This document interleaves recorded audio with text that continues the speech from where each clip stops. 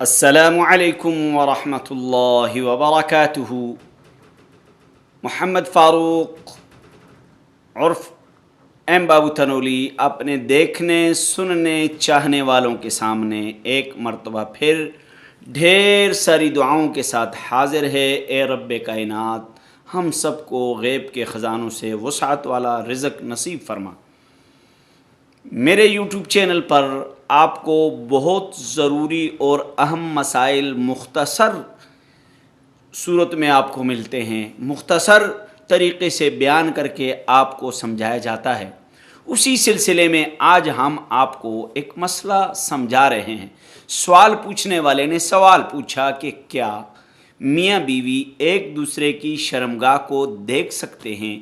کیا میاں بیوی ایک دوسرے کی شرمگاہ کو چوم سکتے ہیں؟ تو اس بارے میں تمام علماء اکرام نے، بہت سارے علماء اکرام نے اس مسئلے کو بیان کیا ہے۔ مسئلہ یہ ہے کہ حضرت عائشہ رضی اللہ تعالی عنہا ام المؤمنین، میری اور آپ کی ماں، وہ فرماتی ہیں کہ نبی کریم صلی اللہ علیہ وسلم کے میں نکاح میں تھی، نہ نبی کریم صلی اللہ علیہ وسلم کی نظر مبارک کبھی میرے سطر پہ پڑی، اور نہ میں نے کبھی اپنی نظروں سے نبی کریم صلی اللہ علیہ وسلم کے سطر کو دیکھا۔ تو یہ ہے ہمارے لیے مشعل راہ، یہ ہے ہمارے لیے ایک سنت طریقہ کہ ہمیں ایک دوسرے کے سطر کو نہیں دیکھنا چاہیے، ایک دوسرے کے سطر کو نہیں دیکھنا چاہیے۔ اور دوسری چیز کہ سطر کو چومنا، شرمگاہ کو چومنا، تو یہ انتہائی غیر اخلاقی کام ہے، انتہائی غیر اخلاقی کام ہے۔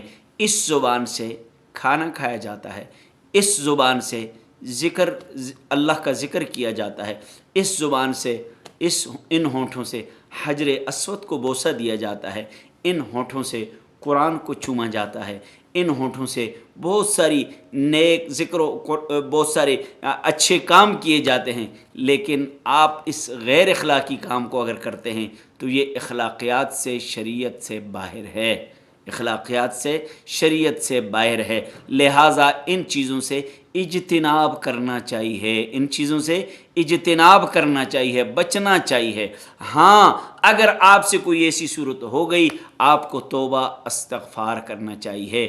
یہ اس کو گناہ کبیرہ تو ہم نہیں کہہ سکتے، غیر اخلاقی اور مکروہ عمل اور مکروہ فعل اس کو کہہ سکتے ہیں۔ اس لیے اللہ تبارک و تعالی ہم سب کو بچنے کی توفیق عطا فرمائے۔ السلام علیکم۔